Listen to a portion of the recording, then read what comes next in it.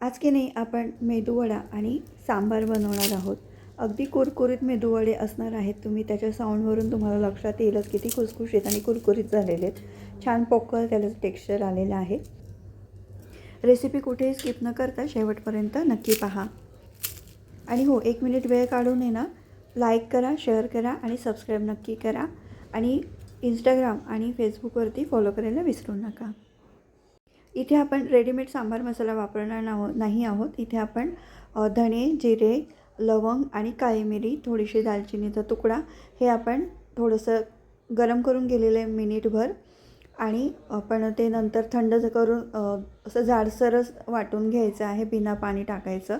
आणि त्यामध्ये ना सुक्या मिरच्या असतील सुक्या मिरच्या, लाल मिरच्या टाका. माझ्याकडे नव्हत्या, मी इथे ओल्याच पण लाल मिरच्या टाकलेल्या आहेत 3-4. आपल्या आवडीप्रमाणे तिखटपणानुसार टाका. तसंच लसूण आणि अद्रक टाकलेलं आहे.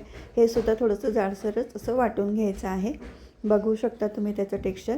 कढई गरम केली, त्यामध्ये तेल तापत ठेवलेले, त्यामध्ये जिरं मोहरीची आपली बेसिक फोडणी टाकायची, हिंग टाकायचं, कढीपत्ता टाकायचा, थोडासा कांदा टाकायचा. कांदा छान असा ट्रान्सलुसंट होत आला की त्यामध्ये मग आपण जे वाटण करून घेतलेलं आहे ना, धणे, जिरे आणि काही खडे मसाले, लाल मिरचीचं, ते टाकायचं. थोडंसं मिनिटभर परतायचं. मग त्यामध्ये टॉमॅटो टाकायचा.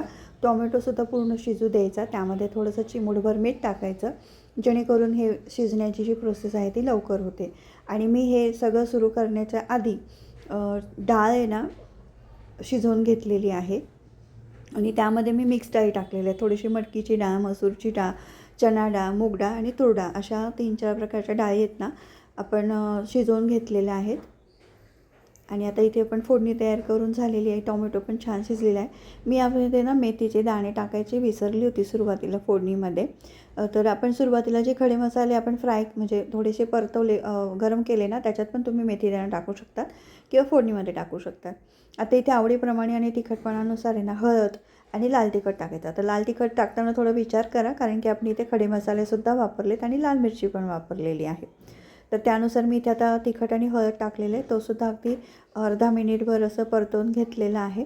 नंतर त्यामध्ये आपण शिजवलेली डाळ टाकायची. आणि त्यामध्ये आपल्याला आता पाण्याची कन्सिस्टन्सी म्हणजे पातळपणा ॲडजस्ट करण्यासाठी ना गरम पाणी टाकायचं. कधी पण आहे ना असं फोडणी वगैरे केली ना, गरम पाण्याचा वापर करायचा, म्हणजे चव बिघडत नाही.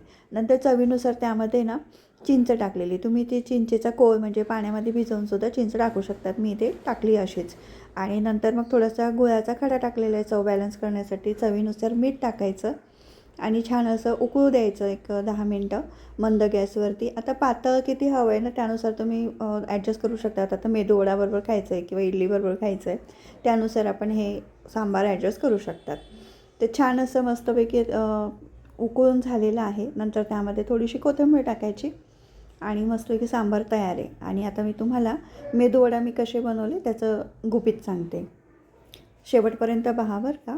मी काय केलं तर आदल्या रात्रीच आपण उडदाची डाळ, थोडेसे तांदूळ आणि मुगाची डाळ टाकून आहे ना भिजवलेली होती. आणि सकाळी आहे ना आपण ती पाणी पूर्ण निथळून छान अशी बारीक वाटून घेतली. आता थोडीशी त्याच्यामध्ये तांदळाची कणी राहिलेली आहे जाडसर, तर त्यामुळे सुद्धा टेक्स्चर छान आलेलं आहे वड्यांचं.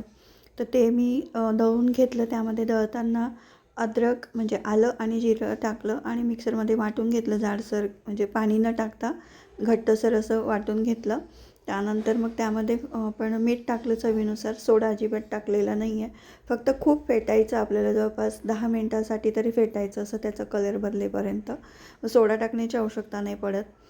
खूप फेटल्यानंतर आहे ना मग त्याचे असे वडे करून घ्यायचे. तुम्हाला असे डायरेक्ट मेदूवडे बनवता येतील तर तसे करा. हातावरतीच टाकून त्याला होल करून व्यवस्थित सोडता येत तसं तर तसं करा. किंवा मग चहाची गाळणी असते ना, त्याच्यावरती थोडंसं पाण्याचा हात लावायचा आणि अशा पद्धतीने वडे तळून घ्यायचे. तुम्ही या वड्यांच्या साऊंडवरून लक्षात येईल की किती छान कुरकुरीत आणि मस्तपैकी छान क्रिस्पी झालेले आहेत. तर तुम्हीसुद्धा ही रेसिपी करून पहा.